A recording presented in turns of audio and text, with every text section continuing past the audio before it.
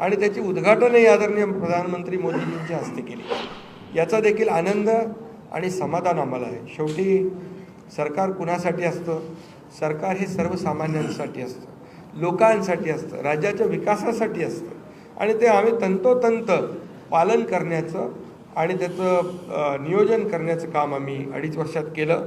याचं खूप समाधान आम्हाला आहे आणि एकीकडे विकास, दुसरीकडे कल्याणकारी योजना, या दोघांची आम्ही सांगड घातली आणि मग सरकारच्या माध्यमातून सर्वसामान्याच्या आयुष्यामध्ये एक काही ना काही एक आधार म्हणून, एक सहकार्य म्हणून, एक सरकारची जबाबदारी म्हणून पार पाडली पाहिजे, ती पार पाडण्याचा प्रयत्न आम्ही आटोकाट केला। आणि त्यामध्ये आदरणीय प्रधानमंत्री मोदीजी, गृहमंत्री अमित शाह साहेब असतील, नड्डाजी असतील, केंद्रीय मंत्री असतील, त्यांनी आम्हाला वेळोवेळी प्रत्येक वेळेस आमच्या प्रस्तावांना मान्यता दिली आणि या राज्याला पुढे नेण्यासाठी एक आपण जसं म्हणतो डबल इंजिनचं सरकार या ठिकाणी आम्ही 2.5 वर्ष चालवलं आणि त्याचा फायदा या राज्यातल्या जनतेला झाला आणि या जनतेने देखील कामावर विश्वास ठेवून आमच्या कामाची पोचपावती या निवडणुकीमध्ये भरभरून दिली।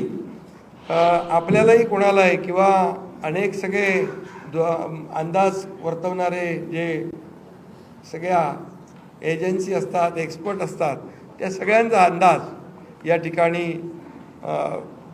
बाद ठरवला आणि त्यामध्ये मतदारांना धन्यवाद द्यावे तेवढे थोडे आहेत। म्हणून मी पुन्हा एकदा सांगेन, माझ्या लाडक्या बहिणी असतील, लाडके भाऊ, लाडके शेतकरी, लाडके ज्येष्ठ, सगळेच या महाराष्ट्रातले सर्व घटक यांनी पूर्णपणे ऐतिहासिक विजय मिळवून दिला। त्यामुळे आता आमची जबाबदारी आणखी वाढली आहे।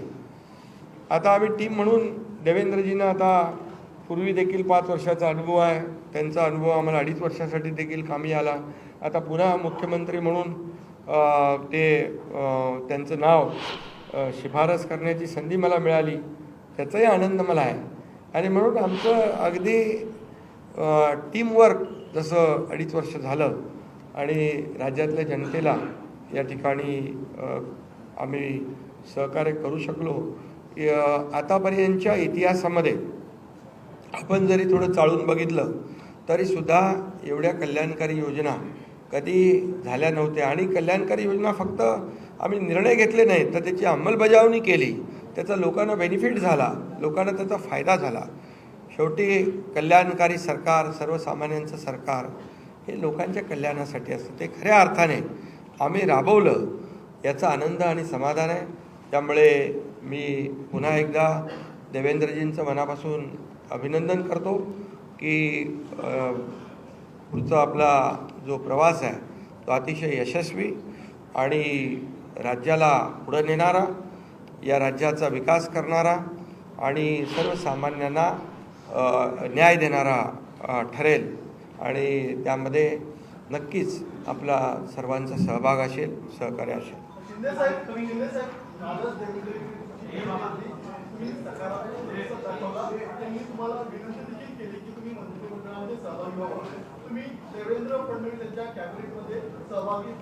अरे बाबा, ते सांगितलं ना संध्याकाळी, आम्ही सांगतो तुम्हाला, संध्याकाळी सांगतो, मला ते एकदमच पाहिजे।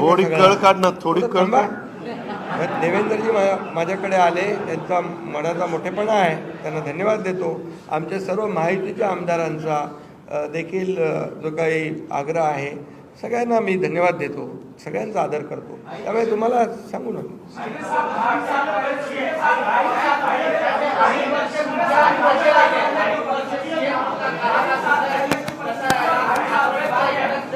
अरे बाबा, एवढी कामं केली की आठवणीतलं एक क्षण काय सांगू, एवढे निर्णय आम्ही घेतले की ते सर्व निर्णय ऐतिहासिक होते।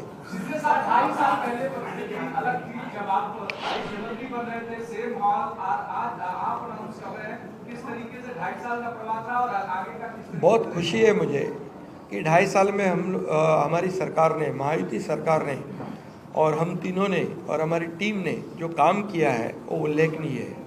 उसके इतिहास में उसका सुनहरे अक्षरों में लिखा जाएगा। इतने बड़े निर्णय लिए, इसकी हमें खुशी है।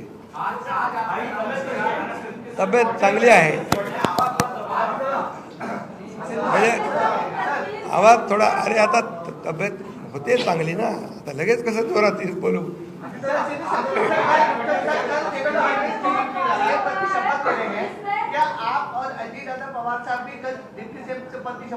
अरे भैया अभी तो कहा देवेंद्र जी ने भी कहा, मैं भी कह रहा हूँ रुको थोड़ा, अभी शाम तक रुको, अभी कल शपथ शाम तक उनका समझ में आएगा. मैं तो लेने वाला हूँ. मैं रुकने वाला हूँ. दादा को नहीं, अरे भाई दादा को अनुभव है, दोपहर शाम को भी लेने का और सुबह भी लेने का.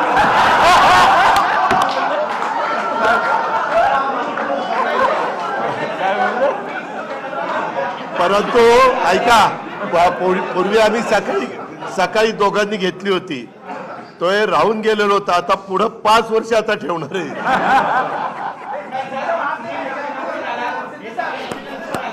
काय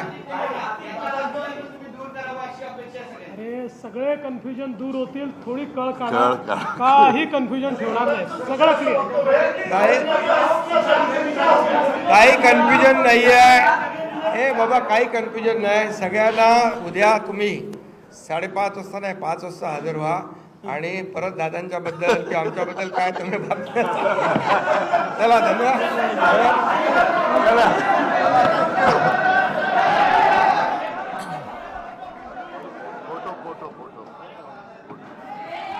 तर उद्या संध्याकाळी 5:30 वाजता राज्याच्या मुख्यमंत्री पदाची शपथ देवेंद्र फडणवीस घेतील, याबद्दलची घोषणा करण्यात आलेली आहे. अखेर आता एकनाथ शिंदेंनी त्यांचा पाठिंबा आहे तो राज्यपालांकडे दिलेला आहे.